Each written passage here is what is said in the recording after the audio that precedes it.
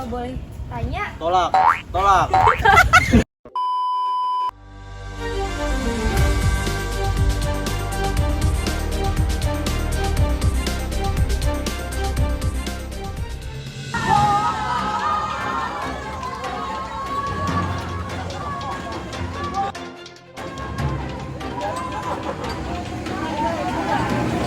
Selamat pagi, siang, sore, dan malam. Pemirsa, berita terkini.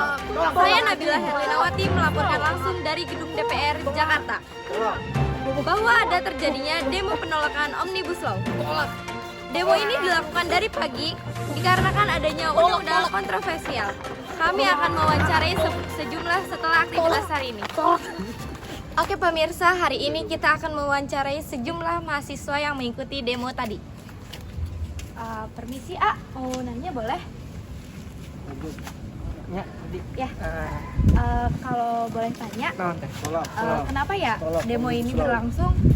Jadi demo kali ini kita menolak yaitu di pasal 42 ayat 1 yaitu tentang memudahkan izin tenaga kerja asing, dan di pasal 61 dan pasal 61A itu adalah status kerja kontrak.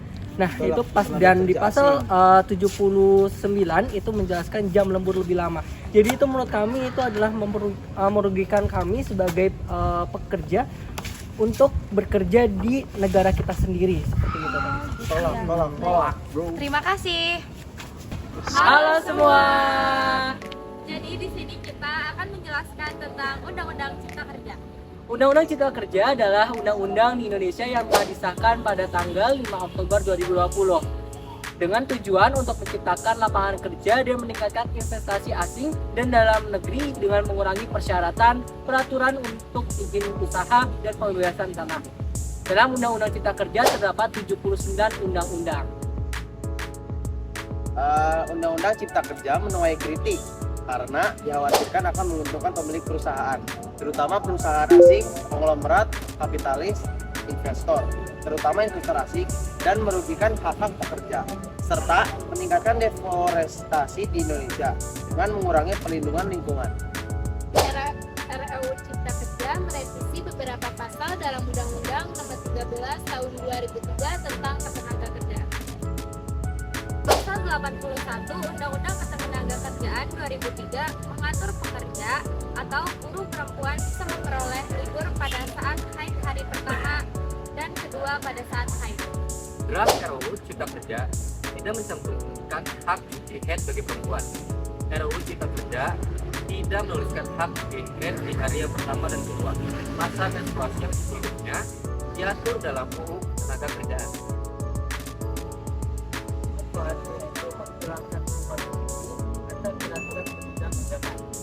Nah, jadi kalian udah tahu belum pembeda antara Undang-Undang Cipta Kerja dan Undang-Undang Ketenagakerjaan di tahun 2003? Mari kita tanya-tanya sama guru mengenai UU Cipta Kerja dan Ketenagakerjaan. Assalamualaikum warahmatullahi wabarakatuh. Saya Septilan Handika. Saya izin bertanya kepada Bapak, bagaimana pandangan Bapak atas Undang-Undang Ketenagakerjaan dan UU Cipta Kerja? Oke, baik ya. Terima kasih ya. Dari kelas berapa? Kelas 12. Oke, baik. Oke, saya Alek Abules, guru PKN di Seman 1 Cikampek. Kita melihat dua hal berkaitan dengan undang-undang. Yang pertama Undang-Undang Ketenagakerjaan, yang kedua Undang-Undang Cipta Kerja ya. Tadi pertanyaannya berkaitan dengan bagaimana pandangan saya antara kedua undang-undang ini. Oke, kedua undang-undang ini tentu saja harusnya Undang-Undang Cipta Kerja ini menjadi undang-undang yang bisa memperbaiki ya hal-hal yang kurang yang sebelumnya ditetapkan di dalam Undang-Undang Ketenagakerjaan. Tapi ya pada perkembangannya Undang-Undang Cipta Kerja ini justru menjadi hal yang kemudian oleh para pihak yang berkepentingan, terutama para karyawan dan sebagainya, menjadi hal yang harus diperdebatkan ya. Karena ada sisi-sisi yang kurang menurut mereka ya, menjadi sebuah jaminan kepastian untuk para karyawan. Pertanyaan 2. Saran dari Bapak bagaimana tentang UU Tenaga Kerjaan dan UU Cipta Kerjanya, Pak?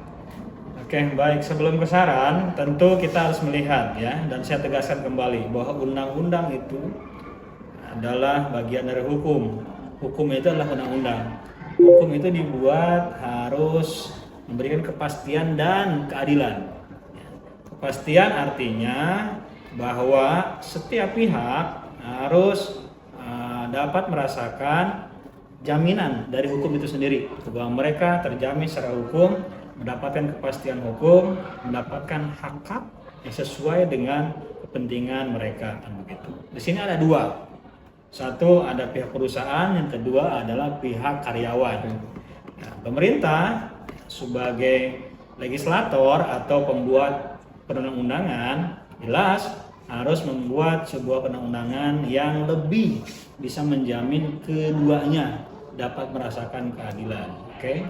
Tapi dalam perkembangannya ya, kita lihat poin per poin ya, sesuai dengan apa yang tersaji di dalam data yang dibuat oleh berita1.com. Kita melihat banyak hal yang perlu kita bandingkan, dari mulai waktu istirahat dan cuti, kemudian upah ya, kemudian pesangon ya, jaminan sosial, kemudian pemutusan hubungan kerja, ini yang sangat penting juga ya, dalam kepastian seseorang dalam statusnya sebagai pekerja di perusahaan tertentu, status kerja, jam kerja, dan banyak lainnya. Setelah kita amati bersama, kita dapat mengamati bahwa banyak hal-hal dalam Undang-Undang Cipta Kerja ini justru ini menunjukkan kemerosotan dari Undang-Undang Ketenagakerjaan. Undang-Undang Cipta Kerja ini lebih memberikan kesempatan dan peluang yang luas dan besar kepada pihak perusahaan. Ya. Dan ini akan menghilangkan kesempatan dan juga mengurangi bisa mengurangi jaminan terhadap para karyawan, betul nggak? Nah, itu yang perlu kita amati bersama ya. Kemudian juga dalam hal upah ya, menghilangkan salah satu poin menghilangkan UMK ya dalam Undang-Undang Cipta Kerja ini akan memberikan peluang terciptanya konflik, terciptanya ketidakserasian, ketidakseragaman dalam satu wilayah, betul nggak? Kalau misalnya kita di Karawang ya, kita sudah ada UMK-nya ya, upah minimum kerja kabupaten atau kota Karawang gitu ya. Nah, di sini sementara dihilangkan hal ini akan memberikan kesempatan kepada pihak pengusaha untuk menetapkan peraturan yang berbeda, betul nggak? Nah, dan ini dirasakan oleh pihak karyawan, ini menjadi sebuah ketidakadilan.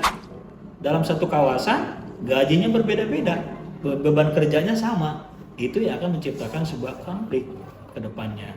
Dan pemerintah perlu meninjau kembali ya terhadap Undang-Undang Cipta Kerja ini.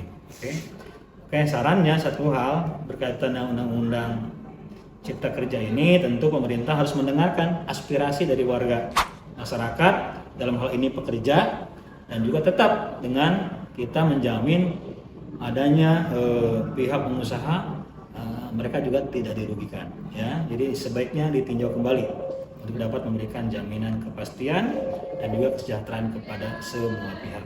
Itu yang mungkin yang bisa disampaikan. Cukup. Oke, baik. Sekian penjelasan dari kami. Terima kasih. Wassalamualaikum warahmatullahi wabarakatuh. Langsung dari gedung DPR Jakarta bahwa ada terjadinya demo penolakan. Ini backgroundnya mau di mana backgroundnya?